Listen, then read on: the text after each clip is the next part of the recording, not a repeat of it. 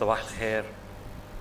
I need to thank the scientific committee, Dr. Suzanne, and all her colleagues to give me this opportunity to participate in this elegant, fruitful meeting.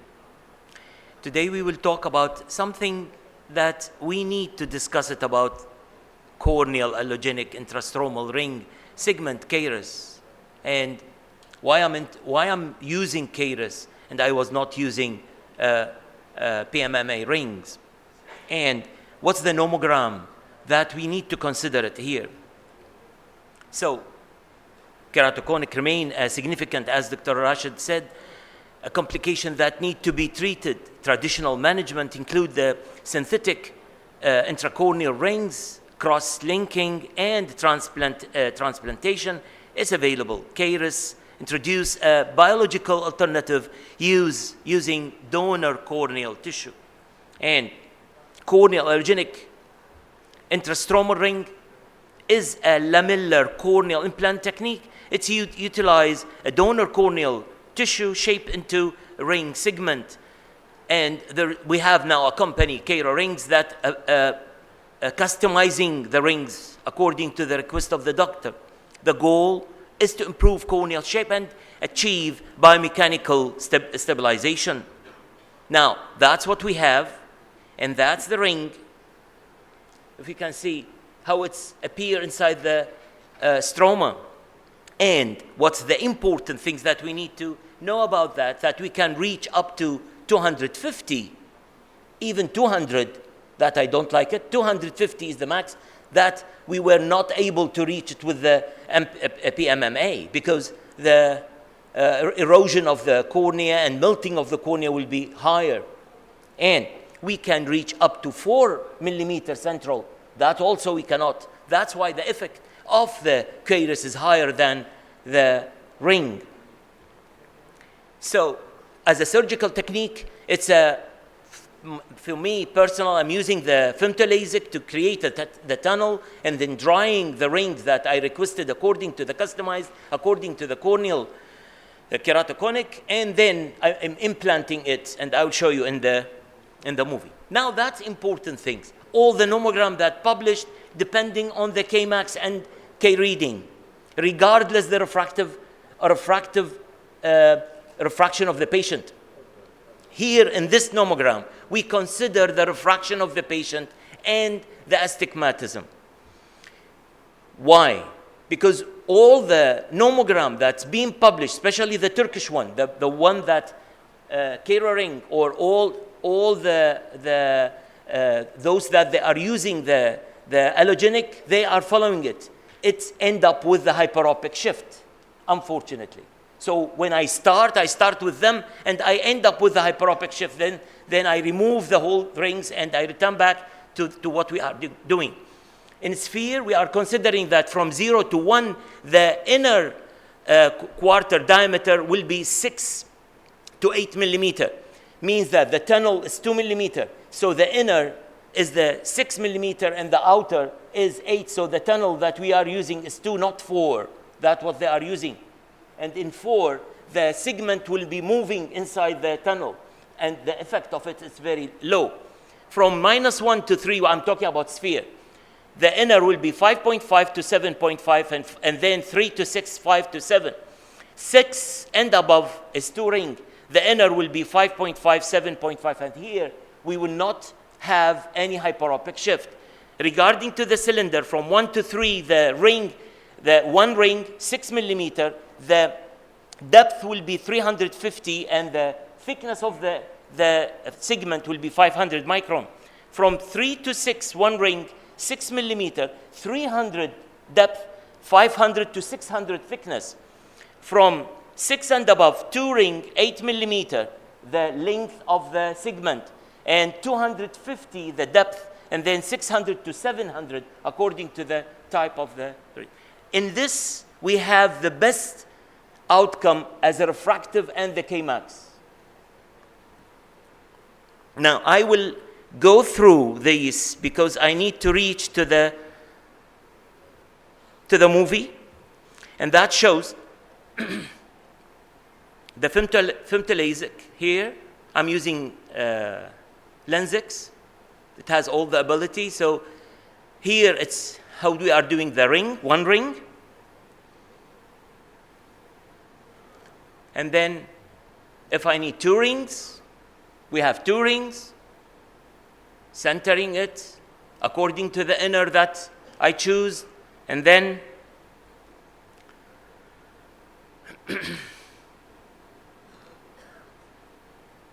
the step that makes this procedure easy is to drying. Here I'm opening the tunnel, and I'm already dried the segment. It will be like a ring, like a plastic ring, like a PMMA ring. Here it's dried around 45 minutes, drying, preparing it, and then passing it very easily. 2 millimeter tunnel. This is a 6 millimeter length ring, around 500 in thickness. I think that the second one is this is the double. It has the same. I think that we can escape to this, the presentation saving the time. So that's the first case. If we will go to the right eye, we can see that the K reading is around 60. And if we will go to pre-op, we will see that the patient with minus 2.75, minus 7 on 125, with visual acuity, with the high order abrasions 3, 2.8, and spherical abrasion of 0.56, with the unaided 0.3. What we decide the incision on the steep axis, inner 6.5, outer 8.5, depth 300 because here we have 7, thickness was 450, and the length 6. And that's the result. That's the case. The high order abrasion, as I said, that it's total 3 with a 2.8, and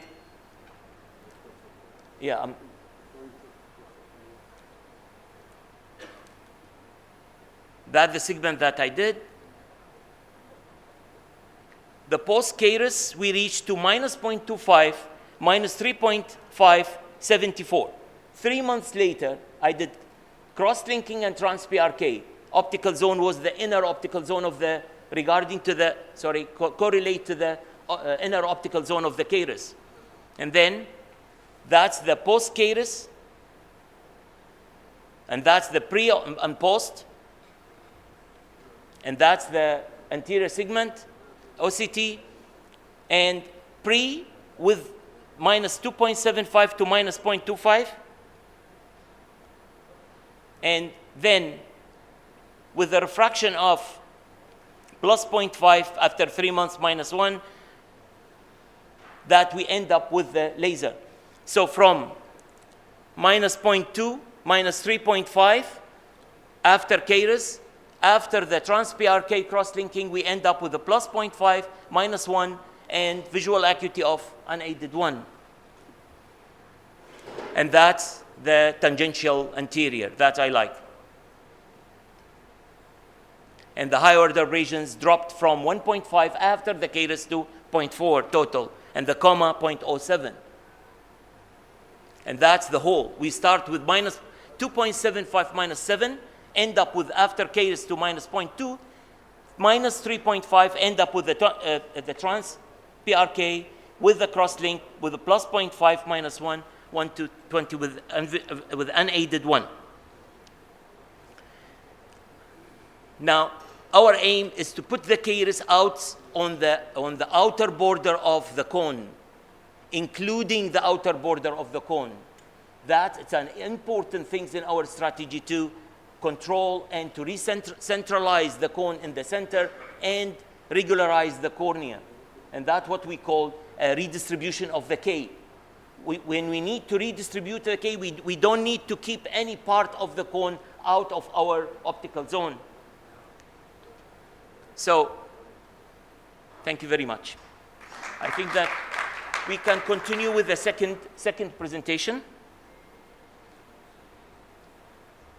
Now, another topic which is very interesting in irregular cornea is the ray tracing.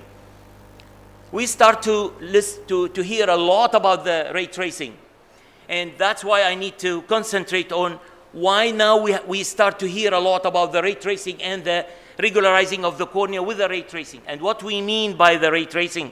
So ray tracing, when we start with the Scheimpflug, and we end up with the OCT as a diagnostic tool. OCT give us the ability to reach the posterior cornea.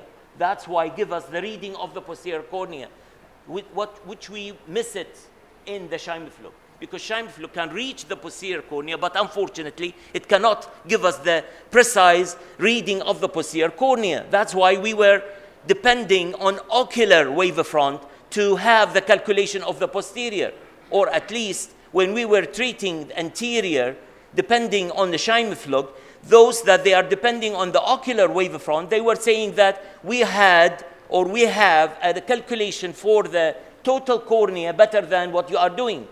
But when OCT appeared through MS-39 or Pentacam wave or other devices, it gives us the ability to reach to the posterior better than calculating the whole eye, subtracting the anterior from the whole, and getting the posterior. That's the aim of the ocular wavefront.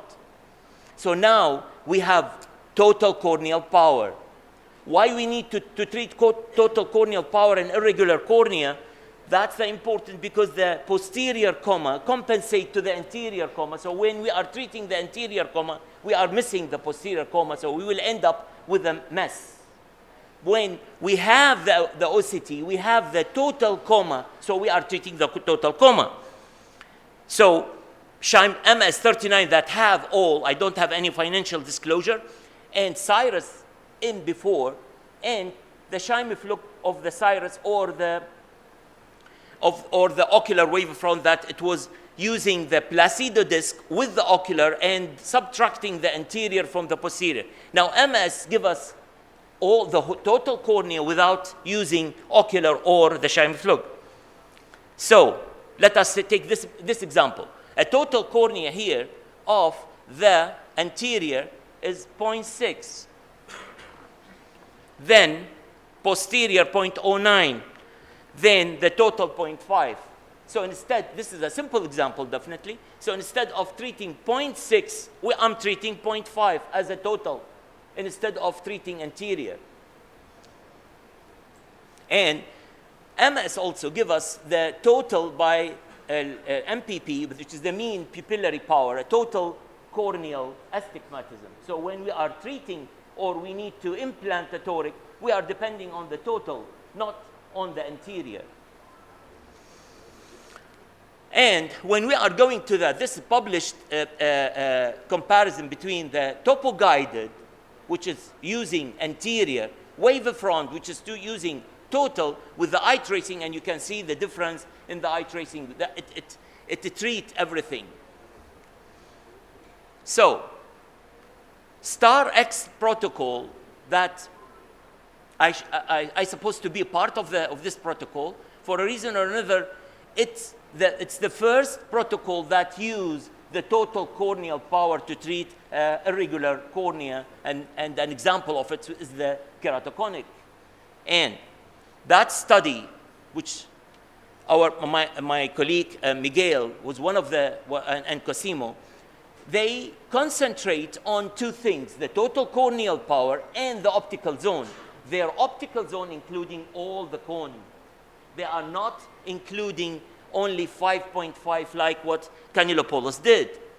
Canelopoulos, through Ethan, he used anterior, and he used only 5.5 to treat the keratoconic, considering that he's using only a partial and he needs to flatten the central area. But unfortunately, what he did is that he left part of the cone out the optical zone, and that part of the cone, it starts to react biomechanically and progressively in a way that the irregularities return back. Muniz, after him, he changed the Ethan to Crete, and he treat only PK, trans-PRK, but the trans-PRK was, a PTK, but that PTK, it was 9 millimeter to treat whole the shape. So he's shaving the shape, but still he's using anterior. Bring them as only as an example. That's our study that's not published. It was using the trans-PRK and optical zone, including all the cone, but anterior, not total. What's the aim of including all the cone or irregularity? Because if we are not including the whole cone, part of the myopic hyperopic pattern, which is first time published by Kanellopoulos, and it's the truth of the treatment of the myopia, treatment of the keratoconic, because what we are treating is that we are treating the cone actually, and the cone creating that hill creating a valley, and beside the valley is the again a steepness, and that's what we call the comma. So when we are treating the comma in this huge size, we are creating a myopic hyperopic pattern. If we can add that picture to the whole cone and treating the total corneal power, we will reach to a regularization of the cornea and redistribution of the K in a way that the K max in the center, and it will regularize. When we say that regularizing or redistribution means that the flat will be steep and the steep will be flat.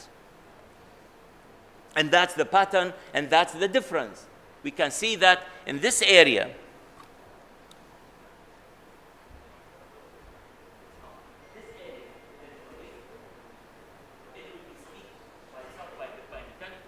And that's the difference.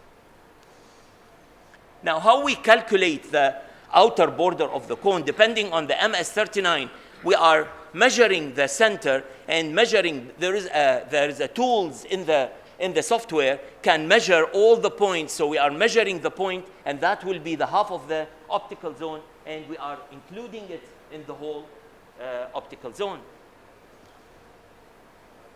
And now that's animation movie. How we are using first, when we are saying, for example, for this machine, have a 6D to targeting and the torsional eye track system in a way that all the elements will be targeted and treated. That's why this machine succeeds. So our target here to evaluate the changes in the refractive outcome, corneal abrasion in the central and paracentral keratoconic after selective transepithelial topography guided photorefractive keratectomy combined with the accelerated corneal crosslink. So what's unique in this study? Selective transepithelial, difference between central and the paracentral cone location, difference optical zone, means that the optical zone is not fixed, is depending on the location of the cone. And so the cone location is the guide for the optical zone size. It's therapeutic treatment, treating high order abrasion mainly, with the central ablation depth not more than 50 micrometer and stromal residual thickness not less than 350 micrometer. Using high-tech laser technology Schwint that has the ability to treat high order abrasion selectively, which means that it treats only the clinical significant part, modified acceleration crosslink. And that movie shows the effect of using 5.5 and the optical zone that can be. So 5.5, it will remain that part of the cone that was out of the optical zone. That's in the ethyl protocol. And that's the result. So here we have part of the cone out, and we are ending with this picture, and here we have the outer border around more than 7, but with the partial treatment, the optical zone, the ablation depth, it was less than 50 micron because of the high selectivity. And transepithelial. That machine succeed in a transepithelial. Unfortunately, the other machines, they tried, but unfortunately, they failed in the selectivity. What I'm talking about, that we are here the total pyramid and here the selective treatment. So if we only the clinical sensitivity 0.5 and above and 0.25 and above, not below, comparing to what other machine use now, total. So when you are using total, you need more than 20 micron extra to treat those total, which you don't need to treat them because they are not clinically significant. And smart pulse, it's hexagonal, it's not pattern. That's the pattern. And when the parallel spots round, we end up with the gaps that we need to fill it. But when we have hexagonal, we don't need to fill the gap. So the smooth of the surface will accelerate the healing, less the pain, and definitely enhance the visual acuity. Now, the ability to treat selectively from 0.9 to 0.3 bioderivation, especially the coma. You go back to the coma, you see that the coma is treated in a very corrective way. Now, simultaneous versus sequential, I don't think so that I can go through, and I think that all of us, we are agree now that simultaneous is more accurate, and we don't need to wait, because the group that's saying that sequential is better than simultaneous because there is a flattening, unfortunately, I didn't see flattening more than 0.25. In more than 15 years using the cross-linking, I didn't see. There is a published of 6 diopter and there is a published of 9 diopter, but unfortunately, I didn't see that. In conclusion, the protocol, STAR-X protocol, demonstrate effective result in halting keratoconic progression and improving corneal regularity with a safe and effective profile. STAR-X improved both visual acuity and corneal abrasion at 2 years. Thank you very much.